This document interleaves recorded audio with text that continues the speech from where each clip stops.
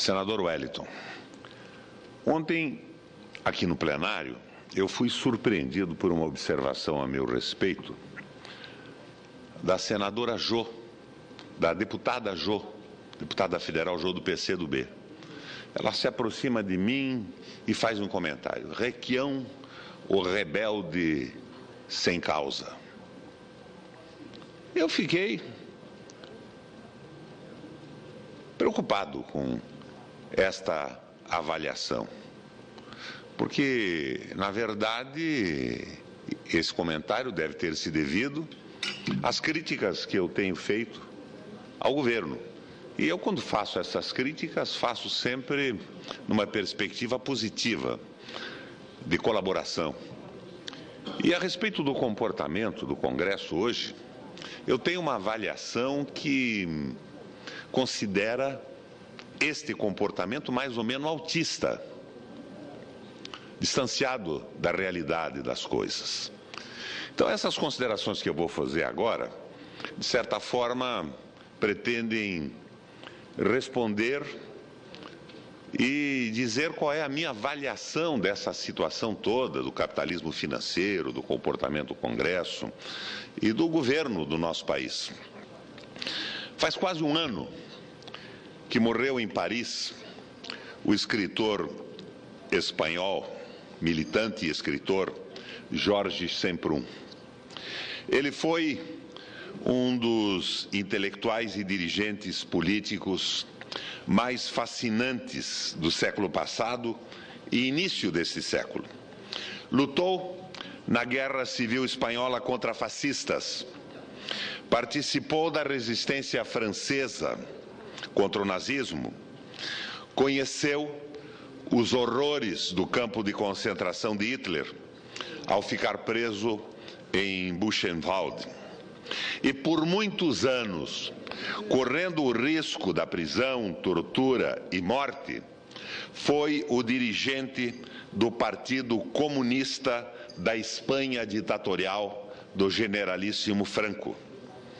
Quando já estava no fim da vida, perguntaram a Semprún se ele se arrependia de alguma coisa. Ele mesmo então formula estas perguntas que eu vou descrever e responde: arrependo-me e renego ter sido militante do comunismo stalinista? A pergunta ele formula e ele responde: não, creio que naquele momento havia uma justificativa para tal. Outra pergunta: arrependo-me de não ter saído do Partido Comunista em 56, ano dos movimentos anti-stalinistas populares na Polônia e na Hungria? Responde: não, porque sou espanhol. Se fosse francês, teria sido o momento de romper. Mas na Espanha, quaisquer que fossem os crimes de Stalin, lutar com o Partido Comunista contra Franco valia a pena. Por fim, querem saber se a palavra de ordem, o bem é roubar o pão e reparti-lo bem, usada pelos prisioneiros de Buchenwald, continuava válida? Ele responde: não. Esta fórmula não a repetiria hoje. No entanto, o bem, desde sempre, é repartir. E é sempre possível repartir melhor. O absurdo da situação é que se pode repartir melhor e não se faz.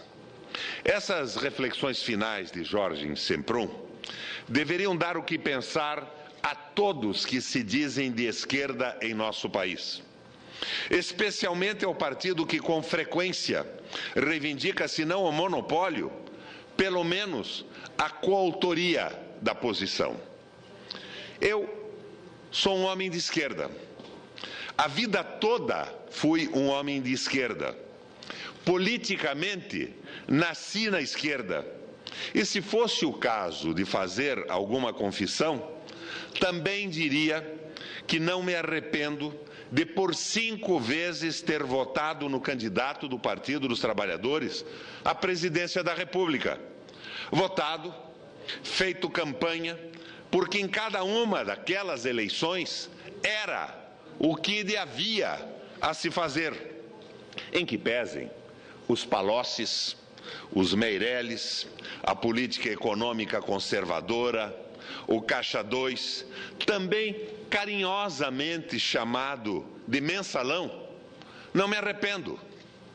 Era o que havia a fazer naquele momento. Mesmo que divergisse de alguma coisa, era o que havia a fazer. Hoje é outra coisa que devo fazer. Agora devo cobrar, duvidar, criticar, desconfiar e com frequência votar contra no plenário do Senado Federal. O meu respeito à presidenta Dilma está acima de qualquer dúvida. E é por isso mesmo que tenho questionado o PT, abertamente e às vezes desabridamente. Houve tempo em que, para não dar argumento à direita, evitei criticar o PT. Aquela história de não dar armas, senador Cristóvão, ao dito inimigo de classe. Leandro Conder, no seu livro sobre Walter Benjamin, falando sobre o processo de descaracterização dos partidos de esquerda nas primeiras décadas do século XX, capturados pelo reformismo, pelo economicismo e pelo pragmatismo, observa: quando a esquerda evita falar sobre seus próprios erros e se recusa a discuti-los à luz do dia, ela não está, afinal, se protegendo da direita. Está protegendo o conservadorismo, que conseguiu se infiltrar no interior dela mesma. Alguém tem dúvida que a citação ajusta-se com perfeição à esquerda brasileira hoje? Especialmente a esquerda acantonada no Partido dos Trabalhadores, ou no PCdoB, ou mesmo em meu partido, essa frente heterogênea que é o meu PMDB? Não há dúvida. E alguns acham isso uma virtude, que a esquerda brasileira foi abduzida também pelo economicismo, pelo pragmatismo, pelo determinismo. Não digo pelo reformismo, porque ela é há muito tempo essencialmente reformista, tendo abandonado qualquer veleidade revolucionária. Aqui cabe muito bem, senador Cristóvão, outra referência ao livro de Leandro Conder. Falando sobre a transformação que sofreram os socialistas no início do século passado, ele diz que a esquerda europeia avança cada vez mais levada a pensar em tempos empíricos ou pragmáticos, abandonando a dimensão filosófica, inquietante e radical da reflexão de Marx. Novamente, nosso retrato em branco e preto.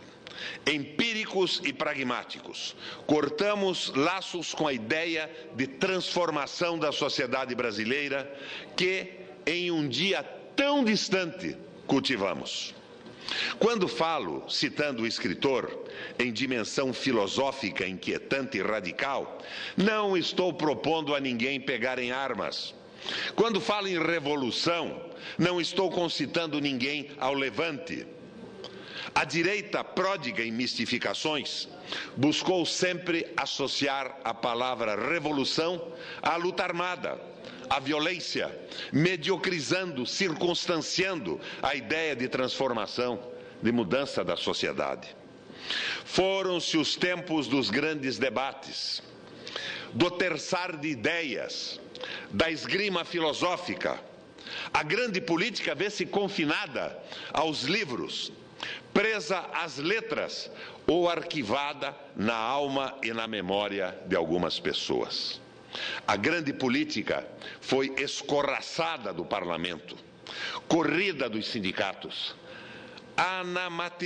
anamatematizada pela mídia, apequenada pela academia, distanciada da juventude. E parece sobreviver quase que apenas nos debates na internet.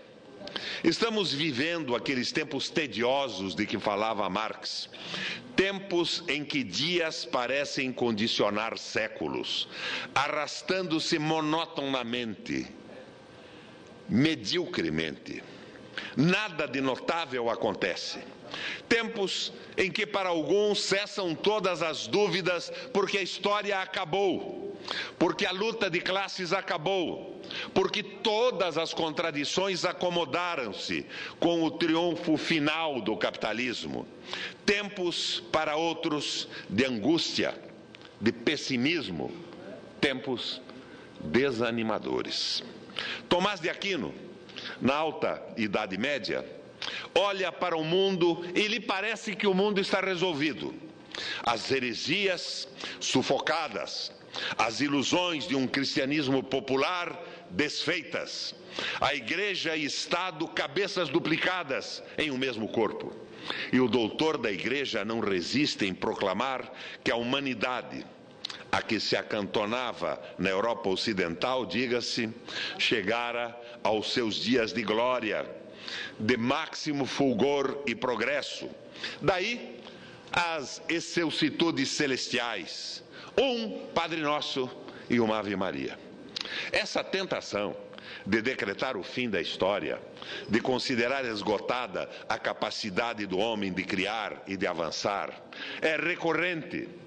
Tentações à esquerda, senador Wellington, e à direita, a que não resistiram os sucessores de Stalin, ao proclamarem a União Soviética como Estado de todo o povo e o Partido Comunista como o partido de todo o povo, imaginando vencidas as contradições de classe, em consequência, a luta de classes naquele imenso naco do planeta. Terrível engano, com trágicas consequências como se viu, como se vive hoje. Mutatis mutantes. Do outro lado, o muro desmoronado, do mesmo lado do muro desmoronado, Reagan e Thatcher, orquestrando patéticos presidentes latino-americanos e caricatos dirigentes do leste europeu, cultivaram a mesma ilusão e festejaram o triunfo final e perpétuo do capitalismo. Foram poucos, são muito poucos os que não aceitam o fim das contradições de classe, que não aceitam o fim das ideologias, que não aceitam esta simplicidade rasa, fronteiriça, que decreta a morte do conceito de esquerda e de direita. O que parece que ocorre aqui no Senado, como ocorreu na votação desse FUNPRESP que consagra o investimento no capitalismo liberal, mesmo com a crise da Bolsa de Nova York que atinge o mundo inteiro. Um parênteses. Dia desses, um notório torturador, assassino de não sei tantos quantos militantes à época da ditadura militar, disse que se opunha à Comissão da Verdade, porque cessara a luta entre a esquerda e a direita, que a Guerra Fria fora-se, que o país vive uma democracia e que somos todos democratas indistintamente. Já perto da morte, tomado pelo câncer, François Mitterrand, depois de 14 anos na presidência da França e 2 coabitações com primeiros ministros conservadores, e sob pressão cada vez mais intensa do avanço neoliberal, adverte a esquerda e tenta desiludi-la quanto aos compromissos democráticos da direita. Dizia ele que a direita sempre considerou o poder como propriedade sua, um direito natural, e que a eventual ascensão da esquerda era uma usurpação desse direito. Logo, se a esquerda eventualmente ascender ao poder, a direita vai exigir dela que se cumpra o seu programa, o programa da direita, porque só ele e apenas ele tem legitimidade. Fiz esta longa digressão para confessar o meu desencanto com a política brasileira, com os dias que correm, com a geleia geral em que se transformou o próprio Senado, através do PT, do PCdoB, do PSB e do PDT. Partidos em hipótese de esquerda, que deram uma clara demonstração disso há 3 dias atrás. Quando, num comportamento autista, votaram um fundo de investimento no mercado, no momento da crise, do fim do capitalismo financeiro, e parecem não perceber a crise em que vivemos nós. Depois de um ano com 2,75% de crescimento do PIB, depois do momento em que temos o chamado colchão das reservas de 300 bilhões de reais ou de dólares, sei lá quanto, mas que não levam em consideração o capital volátil que entra e que pode sair a qualquer momento, que numa análise bem feita do Plínio de Arruda Sampaio Júnior, do filho do velho Plínio, que vi outro dia na internet, significa um déficit na conta de 700 bilhões de dólares entre o que pode sair do momento para outro e o que pode ser calçado pelas reservas brasileiras. Parece que não perceberam ainda que nos últimos 30 anos o Brasil está se desindustrializando com as políticas liberais. Parece que não escutam o grito da ABIMAQ, que nós, em 1980, tínhamos uma produção industrial superior à dos tigres asiáticos, da Tailândia, da Malásia, da Coreia do Sul e da China juntos, e que hoje não chegamos a 15% do produto industrial desses países.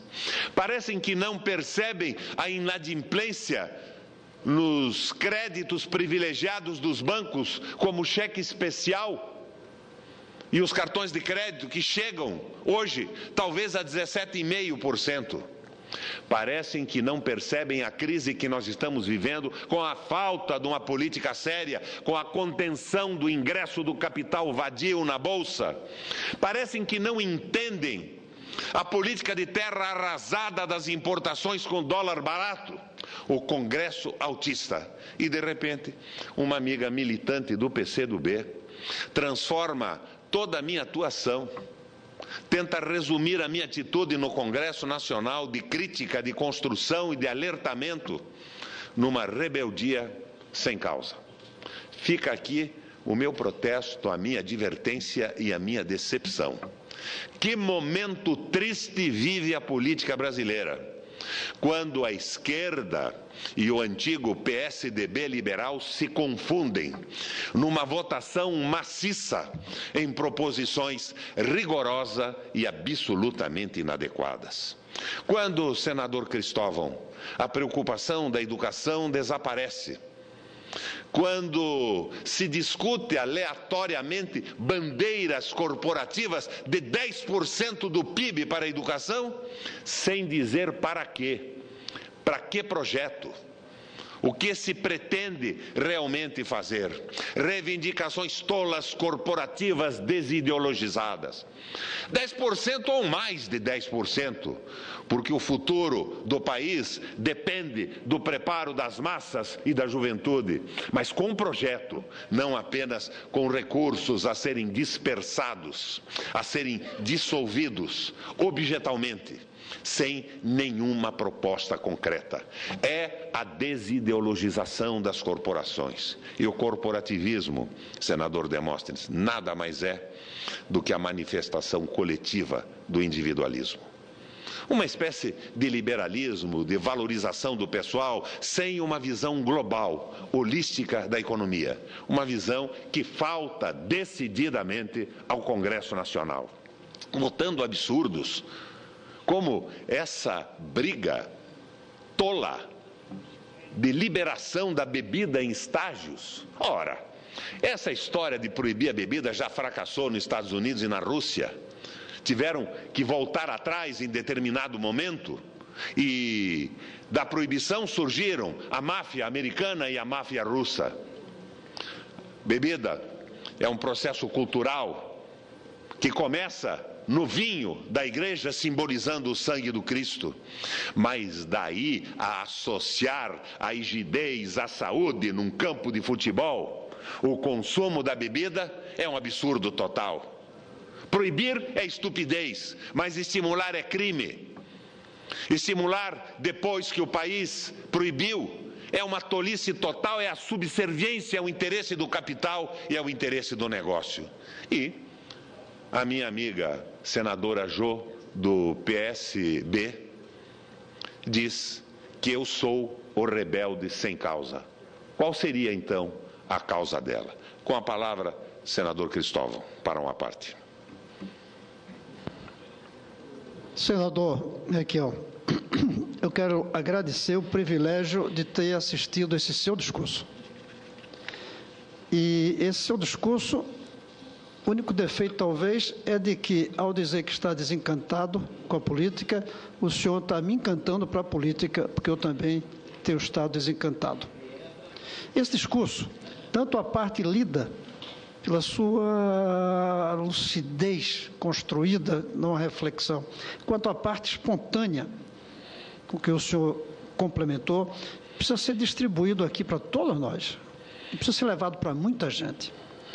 Segundo, eu quero dizer que quando falta uma causa à rebeldia, a rebeldia é a causa.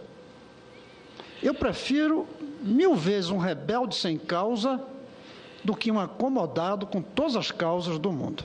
Então eu quero parabenizar por sua rebeldia, que inclusive tem causa sim.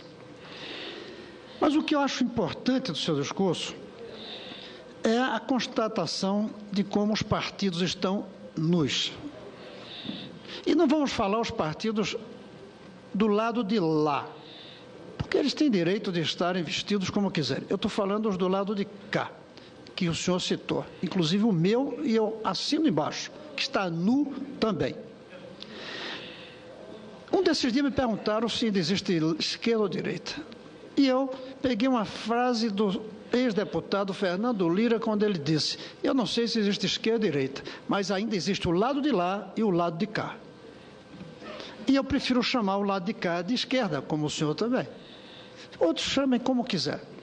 E o lado de cá é o lado que não aceita a política da biruta de aeroporto, que fica com o nariz sentindo para onde vai o voto, para onde vão as forças daquele instante, e fazem leis para isso. Hoje nós estamos com política de birutas de aeroporto.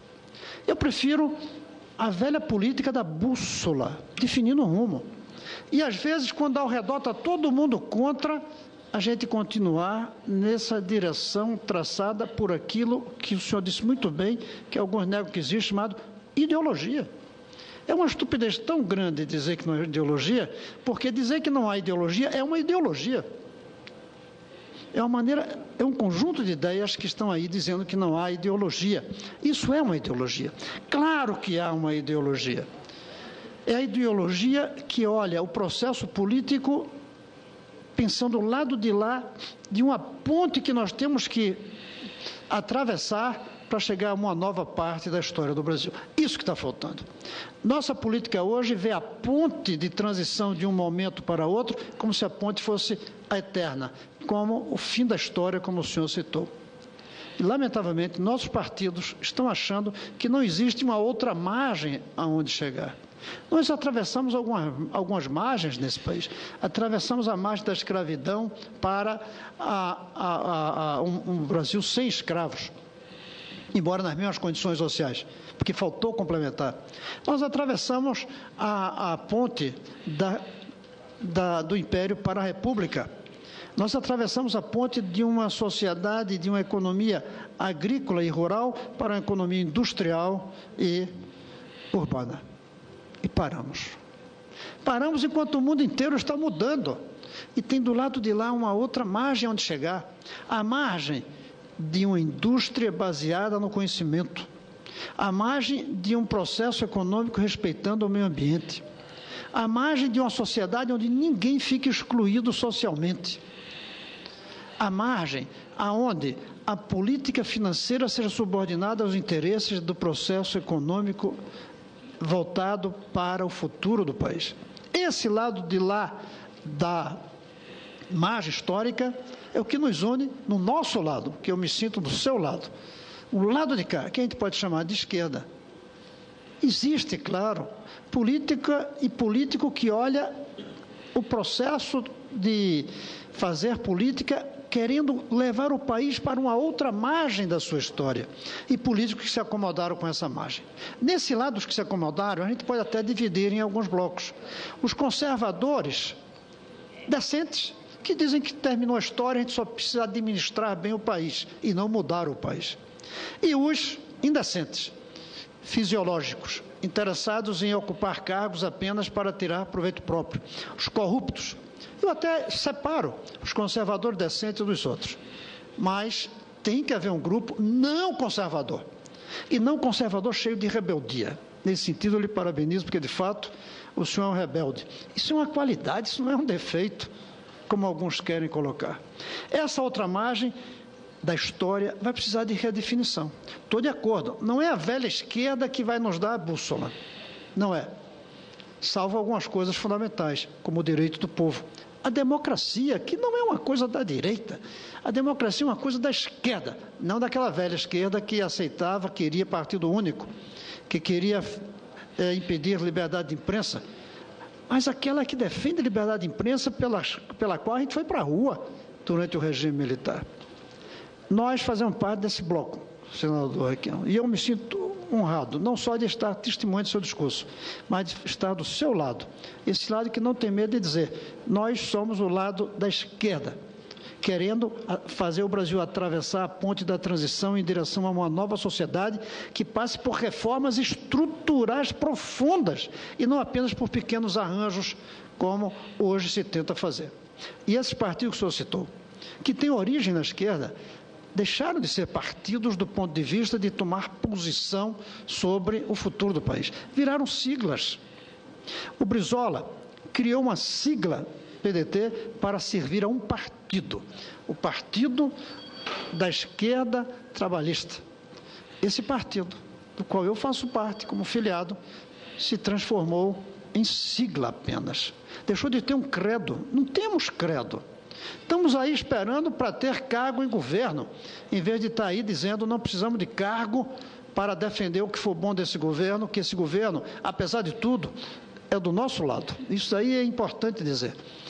Apesar de tudo, faz parte do lado de cá. Nós estamos aí sem precisar de cargo e sem adiantar cargo para apoiar coisas erradas. Eu fiz questão de dar aqui a minha manifestação de voto sobre esse fundo, que foi votado atabalhoadamente. Aliás, não foi votado. Perguntaram quem estava contra, quem não se mexeu estava a favor. Eu aí pedi a palavra e dei minha posição sobre os riscos que isso significa. O risco de desmoralização da carreira do serviço público, deixando de atrair os bons quadros. O risco da quebra do sistema financeiro que vai administrar o fundo com centenas de bilhões de reais. O risco de estarmos colocando na miséria milhões de jovens hoje, quando ficarem velhos e forem aposentados. O risco da ilusão que criaram de que haverá uma rentabilidade de 5% ao longo de 30, 40 anos, quando não existe isso. Fiz questão de dizer. Mas por que saiu esse fundo? Porque apenas querem arrumar as coisas que estão desarrumadas e precisa resolver o problema de um déficit. Mas não é uma questão de arrumar, é uma questão de transformar. Quer arrumar a crise do capital. Quer arrumar a crise circunstancial, imediata, do capital e conjuntural, e não fazer as transformações estruturais que a gente precisa. Eu, mais uma vez, digo que fico feliz de estar ouvindo um discurso como o seu, e que isso ajuda a diminuir o desencanto, pelo menos de quem assiste. Não sei se o seu, que não assiste, faz o discurso. E que fique certo que esse desencanto não pode tirar sua fala daqui, não pode diminuir sua rebeldia. Isso é que é fundamental. Política sem rebeldia não é exatamente política, é acomodamento e tirar proveito pessoal. Quando eu não tiver nenhuma causa para ser rebelde, eu vou ser rebelde só pela causa da rebeldia. E isso eu acho que o senhor também pensa assim. Senador, eu, na verdade, sigo um paradigma de um cidadão italiano que me disseram outro dia, era tio-avô do senador Wellington Dias, que é o Antônio Gramsci. Tomara. Pessimista na análise, otimista na ação. Agora, quanto a essa história de esquerda e direita, a esquerda, senador, é a solidariedade. A esquerda é o amor, é a empatia com a população, com os mais pobres. A esquerda é a integração num processo nacional. A direita é o egoísmo. O corporativismo é a sua manifestação coletiva. Somos de esquerda, sim, e somos dialéticos. Nós não podemos nos subordinar a equívocos da esquerda organizada no passado.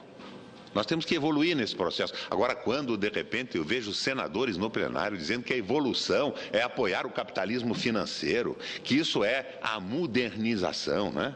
Esse tom de modernização com U, eu fico simplesmente escandalizado. Se confunde PT com PSDB no plenário, são a mesma coisa, a política econômica é a mesma coisa. Agora, o otimismo surge quando a nossa presidenta na Índia, provavelmente inspirada por algum Brahmane, diz que volta ao Brasil para tomar medidas sérias e fortes, porque está tomando consciência da crise que nós estamos vivendo.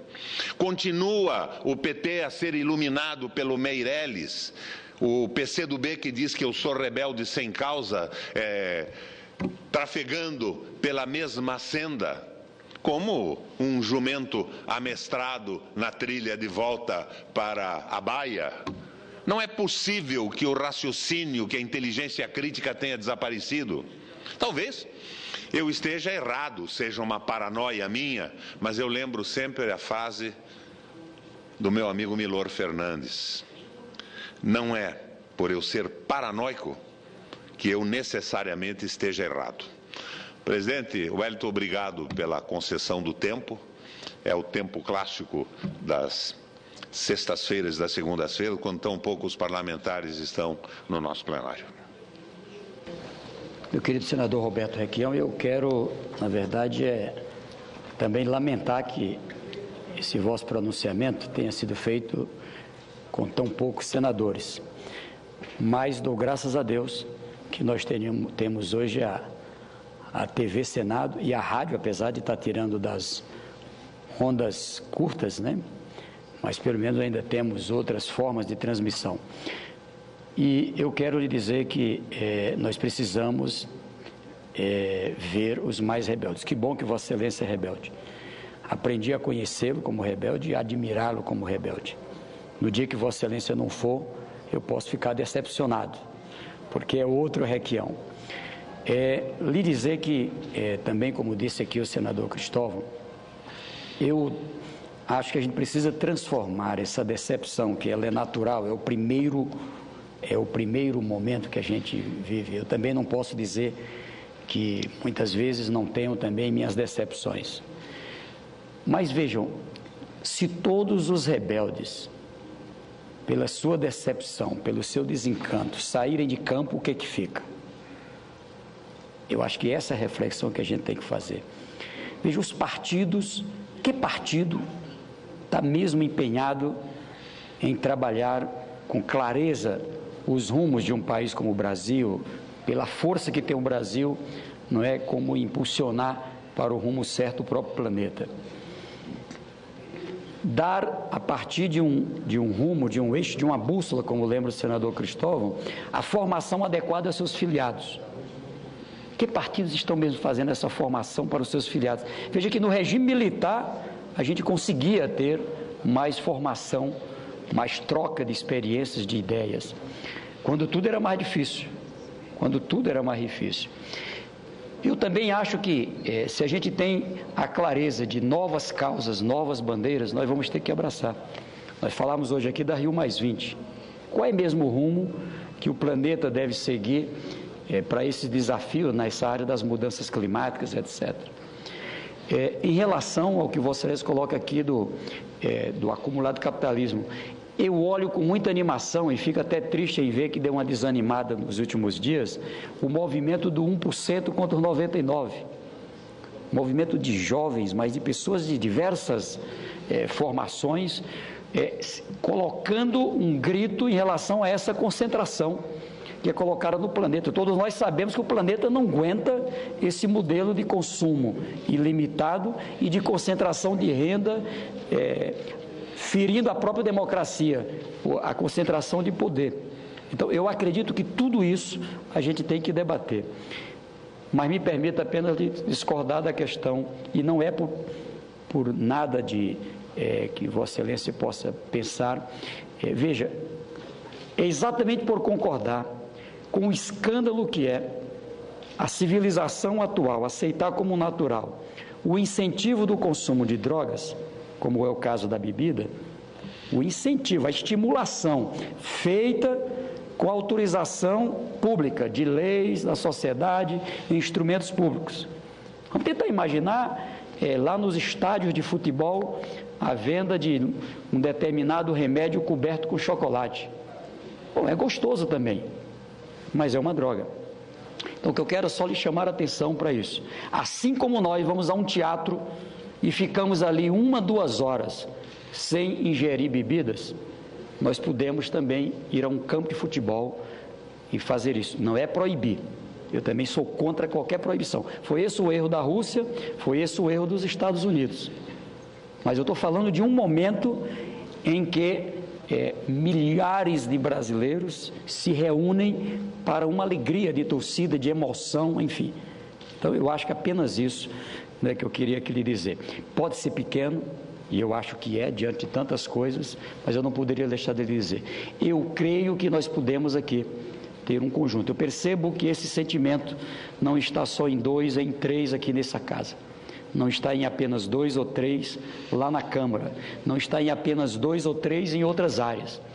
Agora, a gente precisa ver como canalizar. Aliás, discutimos isso agora quando a gente falava de alguns temas. Fiquei feliz, senador Cristóvão, não sei se Vossa Excelência percebeu, eu sugeri aqui ao senador Hollenberg que, por exemplo, a Comissão do Meio Ambiente, que tem um acumulado maior de temas como o do Rio+20, pode estar apresentando alguns pontos que considera destacado e, a partir dele, abrir um debate. Vossa Excelência, senador Requião, que dirige e pauta de forma correta vários temas na Comissão de Educação. Nós podemos estar trazendo um dia para o plenário. Aliás, nós discutimos isso aqui no começo do ano passado e eu fiquei animado. O que é ruim é a gente ver essa casa aqui discutindo abobrinha no dia a dia. Eu acho que isso aqui não tem sentido. Então, eu quero aqui me somar à indignação de Vossa Excelência, talvez não tanto quanto, mas também sou um pouco de rebelde, quero estar junto, tá certo? Para que a gente, causas existem para que a gente possa estar transformando em algo que tenha começo, meio e fim. Conte comigo. Senador Wellington, um dia o De Gaulle fez uma afirmação a respeito do Brasil. Le Brésil, ce n'est pas un pays sérieux. Eu fiquei indignado. O Brasil é um país sério, tem um povo sério, mas faltou seriedade à decisão da Câmara Federal a respeito da bebida. É claro que proibir bebida é uma estupidez, mas associar a bebida ao esporte, à rigidez, à saúde, é uma tolice, é um crime. Mas mais do que isso, a Câmara tinha chegado quase à unanimidade a uma conclusão de garantir a proibição nos estádios. Eu acho que o que nós devíamos proibir não é a bebida, mas é a propaganda da bebida, a associação da bebida a esportes olímpicos, à saúde, à rigidez física.